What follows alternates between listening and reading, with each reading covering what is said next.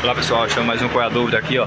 Tô com essa peça aqui, ó, essa Pop 110, e ela tava fazendo um barulho excessivo, um barulho muito grande na parte da corrente de comando dela. E ao analisar aqui, ó, foi constatado isso aqui, ó, um desgaste nessa partezinha daqui, da engrenagemzinha daqui, e nessa outra daqui que fica aqui dentro, ó. E essas são para amenizar o atrito entre a corrente de comando, entre os elos dela, né? Tô com outra marca aqui, eu vou tirar, não vou mostrar para não fazer propaganda de marca, mas aqui, ó, veja a diferença. Essa é outra nova e essa daqui é a velha dela, que comeu comendo mesmo. Essa daqui é também a nova e essa aqui é a outra velha.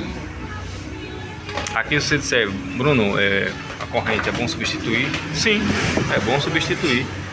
No entanto, a gente pode fazer o seguinte: vamos trabalhar com ela assim, para ver como é que vai ficar, tá entendendo? Querendo ou não, vai ser um custo a menos. Mas antes disso, a gente tem que dar um confere todinho por completo na corrente, né? Ver se tem alguma anormalidade, alguma coisa diferente nela. Daí vamos ver se realmente vale a pena ou não. Mas se o cliente depois optar por substituir, substituímos ela, pronto, também não vai ter problema nenhum. É isso que eu sempre digo: apresentou algum problema, algum barulho normal, alguma coisa, não insista, leva um mecânico de confiança para fazer o procedimento, e daí você vai ver se realmente vale a pena ou não realizar o serviço. Mas o pior é você não ficar com ela parada. Ficar com ela parada, continuando com o mesmo barulho, com a mesma normalidade, o prejuízo vai ser maior.